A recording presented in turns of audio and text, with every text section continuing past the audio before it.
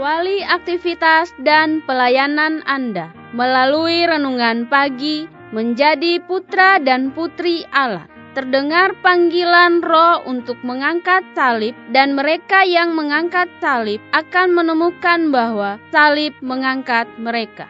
Dituliskan oleh Ellen G. White bersama Pendeta Denny Kanajo. Selamat mendengarkan. Shalom, salam sejahtera untuk para pendengar dimanapun Anda berada saat ini. Kita berjumpa kembali dalam mendengarkan firman Tuhan melalui audio Renungan Pagi. Pada tanggal 29 April 2021 dengan judul Iman Bartimeus yang buta kepada kasih karunia Allah dihargai. Sebelum kita melanjutkan bacaan renungan kita pada pagi hari ini, saya mengajak kita semua untuk berdoa. Terima kasih Bapa di sorga, tidak henti-hentinya kami menaikkan ucapan syukur limpah terima kasih, karena kebaikan dan rahmat Tuhan begitu besar bagi hidup kami, khususnya sepanjang malam di dalam tidur kami, hingga tiba di pagi hari ini kami dibangunkan dengan satu tubuh sehat dan segar. Sebelum kami melakukan aktivitas pekerjaan kami dan pelayanan sepanjang hari ini, kami mempelajari akan kebenaran firman Tuhan. Kiranya kuasa Roh Kudus-Mu dicurahkan kepada masing-masing kami. Terima kasih Tuhan Yesus, ampuni kami Bapa, karena kami sudah berdoa hanya di dalam nama Tuhan Yesus dan Juru Selamat kami. Amin. Ayat inti kita terambil di dalam Markus 10 ayat yang ke-51, demikian firman Tuhan. Tanya Yesus kepadanya, apa yang kau kehendaki supaya aku perbuat bagimu? Jawab orang buta itu, Rabuni, supaya aku dapat melihat. Mari kita ikuti penjelasannya. Hanya bila mana orang berdosa merasakan perlunya seorang juru selamat, sehingga hatinya mencari Dia yang dapat menolongnya.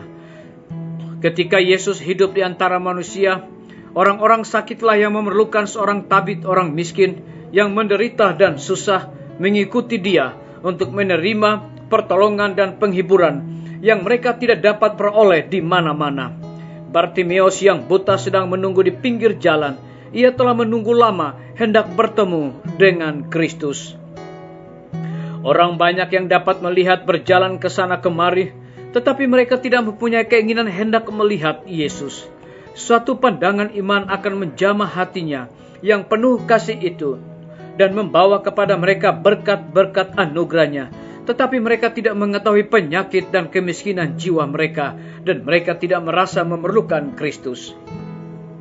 Bukanlah demikian dengan orang buta yang malang itu. Pengharapannya satu-satunya ialah pada Yesus. Ketika ia menunggu dan berjaga-jaga, ia mendengar jejak banyak kaki, dan dengan ingin tahu akan kejadian itu, lalu ia bertanya, apakah artinya kebisingan perjalanan ini? Para penonton menjawab bahwa Yesus orang Nazaret lewat. Dengan keinginan yang luar biasa ia berseru, Yesus anak Daud, kasihanilah aku. Mereka berusaha mendiamkan dia, tetapi ia malahan berseru lebih kuat lagi, Yesus anak Daud, kasihanilah aku. Seruan ini pun didengar. Imannya yang teguh itu dihargai. Bukan saja penglihatan fisiknya dipulihkan, tetapi mata pengertian pun dibuka. Dalam Kristus ia melihat penebusnya, dan matahari kebenaran bersinar ke dalam jiwanya. Semua orang yang merasa perlunya Kristus seperti yang dirasakan Bartimeus yang buta itu, akan seperti dia, menerima berkat yang mereka rindukan. Orang-orang yang sengsara dan menderita, yang mencari Kristus sebagai penolongnya, terpesona oleh kesempurnaan ilahi, keelokan, kesucian yang bersinar dalam tabiatnya. Setiap orang yang menerima Kristus oleh iman akan menerima pula kuasa untuk menjadi anak-anak Allah. Biarlah bacaan renungan kita saat ini akan menjadi berkat bagi kita semua. Mari kita tunduk kepala dan berdoa. Bapa di sorga, terima kasih karena kebenaran firman Tuhan pada pagi hari ini mengingatkan kembali kepada kami satu kisah iman Bartimeus yang buta kepada kasih karunia Allah dihargai. Terpujilah namamu ya Tuhan.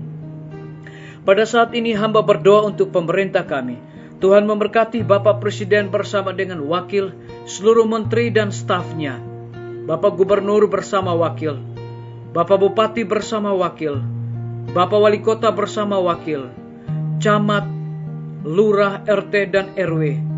Dimanapun mereka berada saat ini, Tuhan lindungi, pelihara mereka.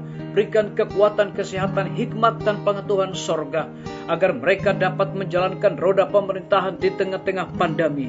Dan juga peristiwa alam yang terjadi, gempa bumi, banjir, longsor, dan juga gejolak-gejolak yang lain yang terjadi di bangsa dan negara kami, bahkan provinsi kami.